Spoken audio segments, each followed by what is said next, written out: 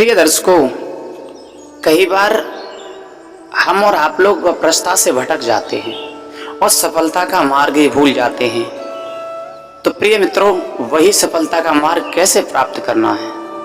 कई बार हम जिंदगी अपनी से निराश होकर किसी काम को लेकर इतनी निराशा से भर जाते हैं कि हम उसे करने के लिए हमारे पास न तो हिम्मत होती है, ना ही जुनून। प्रिय दर्शकों, आपका स्वागत है फिर से हमारे चैनल में। ऐसे ही अंत तक बने रहिए। चैनल को लाइक, सब्सक्राइब, दोस्तों के साथ शेयर करिए। बड़ा ही सफलता का रहस्य है, ये बड़ा महत्वपूर्ण कहानी है। इसे पूरा सुनेंगे तो समझ पाएंगे। किसी काम को करने के लिए हिम्मत और जुनून की जरूरत है।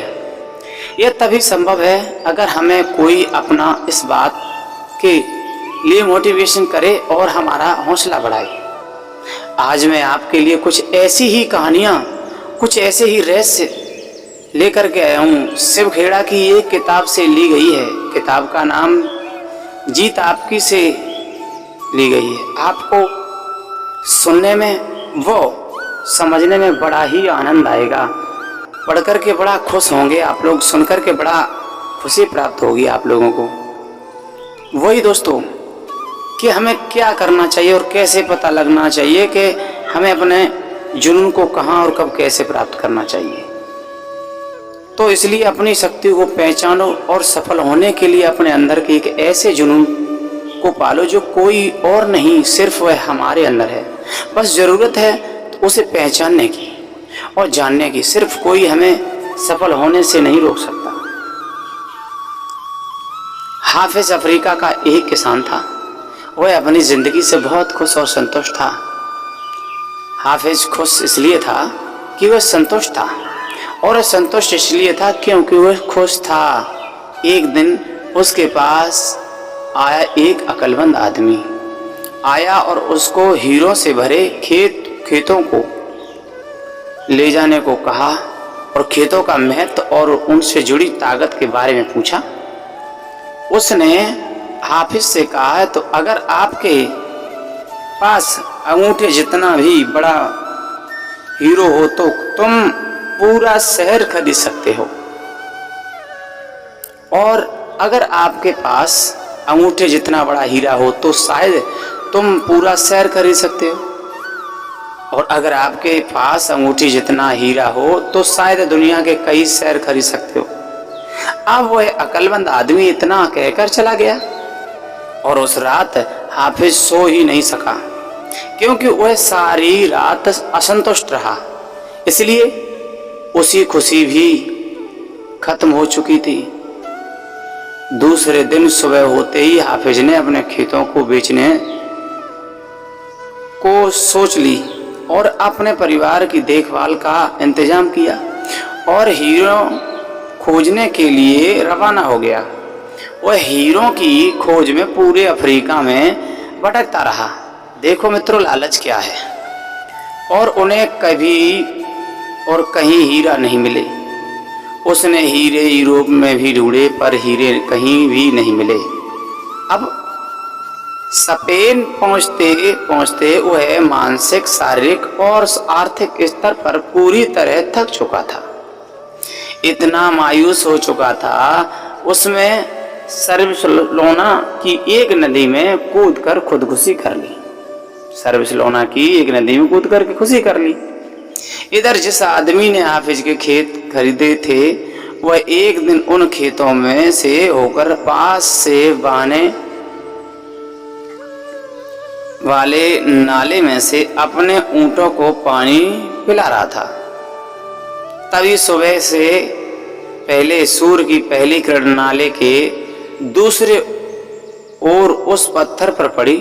वो पत्थर इंद्रधनुष की तरह जगमगा रहा था, और वो किसान यह सोचकर पत्थर घर उठा लाया कि उसकी बैठक में रखेगा और सबको देखने में अच्छा लगेगा, और उस पत्थर को उठा करके ले आया। उसी दिन हाफिज को हीरो की जानकारी देने वाला इंसान खेतों में नए मालिक के पास पहुंच गया और उसने जगमगाते हुए पत्थर को देखकर नए खेतों में मालिक को पूछा, हाफिज के बारे में, तो पूछा क्या हाफिज वापस लौट आया है? नए मालिक ने जवाब दिया है नहीं। लेकिन उसने कहा आपने यह सवाल क्यों पूछा है? अक्लमंद आदमी ने जवाब दिया है क्योंकि यह हीरा है और मैंने हाफिज को हीरे के बारे में बताया था और मैं उन्हें देखते ही पहचानना चाहता हूँ। अब नए मालिक ने कहा है नहीं, ये तो महज एक पत्थर है, मैंने इसी नाले के पास से उठाया है। आइए मैं आपको दिखाता हूँ। वहाँ पर ऐसे बहुत सारे पत्थर पड़े हुए हैं। उन्होंने वहाँ से नमूने के तौर पर बहुत सारे पत्थर उठाए और जांच परख के लिए भेज दिए और सारे पत्थर हीरे साबित हुए। उनको पता चल गया हाफिज के सारे खेतों में हीरे दबे हुए थे। तो दोस्तों, हम इस कहानी से क्या शिक्षा लेते हैं और इससे हमें क्या प्राप्त हुआ कि जब हमारा नज़रिया सही होता है तो हमें महसूस हो जाता है कि हम हीरों से भरी हुई ज़मीन पर चल रहे हैं।